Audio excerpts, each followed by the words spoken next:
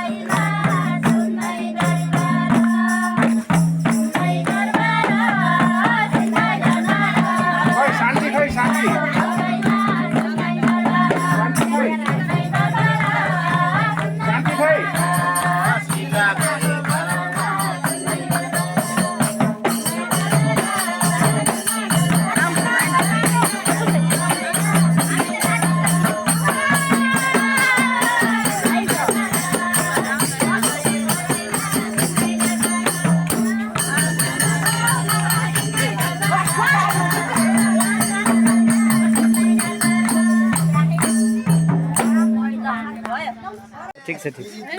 ल ल होइन कान्छामा त्यो त्यो उसँग नाच्नुहुन्छ क्या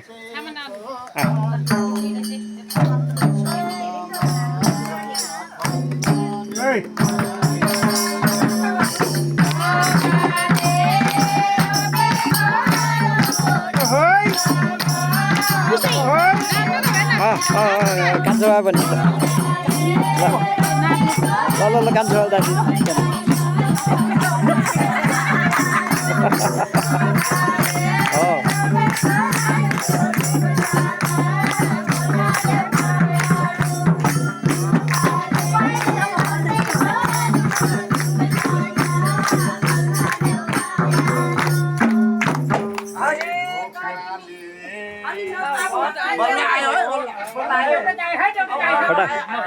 फटाफट ल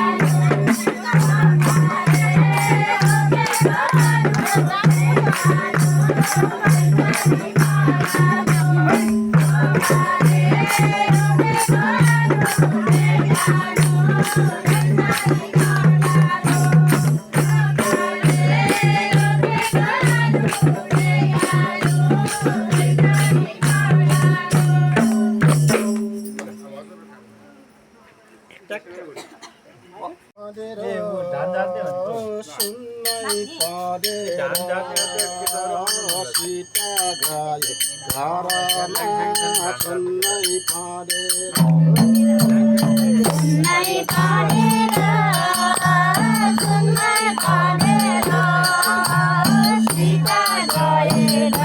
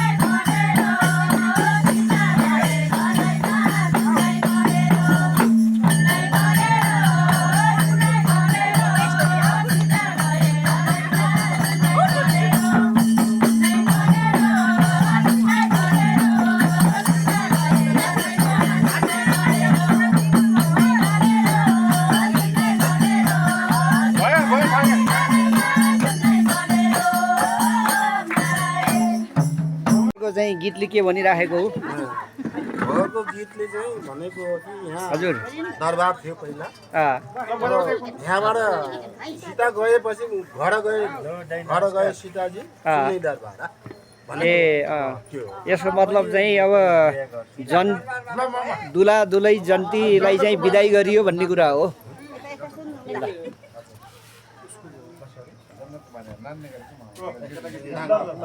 राम्रो भयो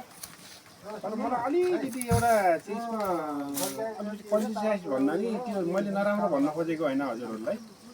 हिजो बेलुकी हाम्रो साथीहरूले के भन्नुभयो भनेपछि अब आज लगन हो आज नै बिदाई हुनुपर्छ आमा समूहलाई भन्नुभयो त्यसपछि मलाई अलिकति खिन्न भयो त्यसपछि खै त तपाईँले बिदाई त गर्ने भन्नुहुन्छ तर खै यहाँ महिला पनि हुनुहुन्न अनि पुरुष मात्रै हुनुहुन्छ होइन समय भएपछि बिदाई गरिदिन्थेँ त्यो बिहान पनि 2-4 जना आउनुहुन्थ्यो सिद्धिन्थ्यो सिद्धि होइन तर मैले यति कुरा हजुरहरूलाई के भन्न चाहन्छु भनेपछि एकछिन हल्ला नगर्नुहोस् त कुनै पनि काम गर्दाखेरि सबभन्दा पहिला स्थान हुनुपर्छ त्यसपछि साजो सामान हुनुपर्छ त्यसपछि मेन पावर हुनुपर्छ त्यसपछि अलिकति त्यसको डिटेल लेख्नु पर्यो 4वटा काम हामीले गरिन हामीसँग मेन पावरको कहिले पनि कमी छैन सिमल बटेरलाई जग्गाको पनि कमी छैन साजो सामानको पनि कमी छैन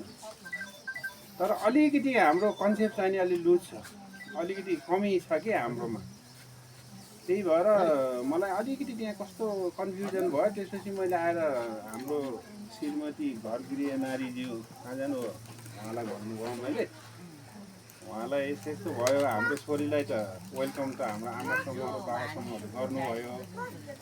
तर बिदाई त भोलि गर्नुपर्ने आजै गर्दैछन् के हो र बुढी भने मैले त्यसपछि फेरि बुढीले त्यही कुरा अब हजुरसँग राख्नुभयो होला त्यसपछि राखेपछि दिवस आज राम्रो समर्पण गर्नुभयो ल धेरै खुसी लाग्यो यस्तै जुन पनि कामहरू छ भनेपछि तपाईँको स्टार्टिङ पोइन्टबाट लास्ट फिनिसिङ पोइन्टसम्म राम्रो गर्नुभयो भने चाहिँ हामीलाई धेरै फाइदा हुन्छ लगभग 48,000 भने 50,000 को हाराहारीमा उठ्छ भनेपछि त्यस्तै मेरो छोरीको जस्तो बिहा हजुरको छोराछोरीको होला नातिनातिको होला होइन भयो भनेपछि तपाईँहरूलाई जस्तै यस्तै सहयोग हामीले पायौँ भने धेरै राम्रो हुन्छ र अनि हाम्रो